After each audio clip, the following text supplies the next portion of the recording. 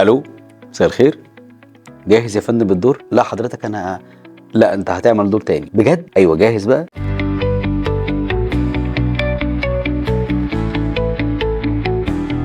على الممثل ان يكون جاهزا في اي وقت، لان الفرصه بتيجي دايما بالصدفه، ما بيبقاش متجهز لها. يعني مثلا حد اعتذر، النجم محمد رياض في السنه اللي عمل فيها ارابيسك هي نفس السنه اللي عمل فيها مسلسل العائله وكان بطل. طب ده كان دوره؟ لا ما كانش دوره، كان دور نجم تاني، واعتقد كان هشام سليم الله يرحمه. وما كان في تضارب في المواعيد، لان هشام كان ساعتها عنده حاجات كتير، ونجم بيطلع من لوكيشن للوكيشن، من استوديو لاستوديو. فمحمد رياض كان عامل ساعتها ارابيسك، وكان عامل حلقتين اللي هو مخرج الاعلانات، وكان حتى اسمه بيتكتب في التتر الاخير في نفس السنه. فاستاذ اسماعيل عبد الحافظ كان بيتمشى في الكوريدور بتاع استوديو الاهرام، ولقى محمد رياض وهو كان عامل دور صغير في العائله، فقرر انه يصعده ويديله دور بطل من الابطال.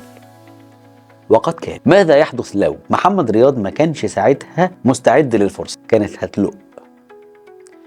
مش بس بقى الفرصه دي، يعني مثلا هتلاقي ان احمد عز في ملك روح ما كانش هو ده دوره، كان دور حد تاني، اعتذر، قاموا جايبين احمد عز. وهكذا هتلاقي دايما في حد كان هيبقى موجود، حصل اعتذار، يجيبوا حد تاني. رياض الخولي في طيور الظلام ما كانش دوره خالص، الاول خالص كان احمد زكي هو اللي هيعمل دور علي، فحصل شويه تعديلات وبعدين ما عملش الدور. بعدين الدور راح لفاروق الفيشاوي، حصل اعتذار. استاذ وحيد حامد كان مره راح اتفرج على مسرحيه وجهه نظر وبس عجبه رياض الخولي. ففي يوم رياض الخولي روح لقى وحيد حامد متصل بيه في البيت، وقال لهم اول ما يروح خليه يتصل بيا ضروري. روح الساعه 3 بالليل كلمه، الراجل نايم طبعا، فقال له تعالى لي الساعه 9 الصبح في الفندق اللي هو كان بيقابل فيه، هو كان بيعمل فيه كل الميتنج بتاعه. فراح له قال له اقعد اقرا، اشرب قهوتك واقعد اقرا. 10 ونص 11 خلص، قال له ايه بقى؟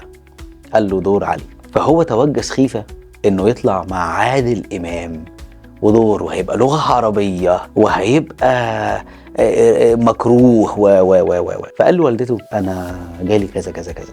قالت له ده اعمله وهيبقى فتحه خير عليك. وقد كان.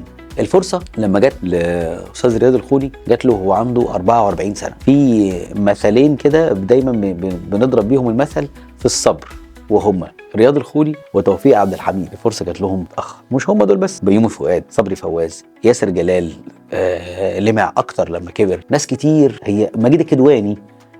في ناس حظهم بيبقى احلى لما بيكبروا ويتعتقوا، والموهبه بتاعتهم بتثقل بالثقافه والقعده، كمان قعده الممثل او شغله المسرح كتير من غير ما يظهر للسينما، لكاميرا السينما وكاميرا الفيديو، بتعتقه، تخليه عامل زي البرفان المتعتق. الفكره ان انت لازم تبقى جاهز بالفرصه في اي وقت. اعمل اللي عليك واسعى وخد بالاسباب، ولكن لا تيأس.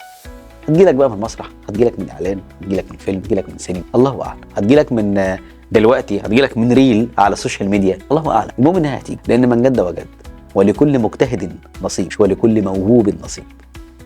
لو عايزين تعرفوا حكايات اكتر عن السينما والمسرح والتلفزيون والاذاعه، ابعتوا لي في الكومنتات وانا احكي لكم في الكواليس.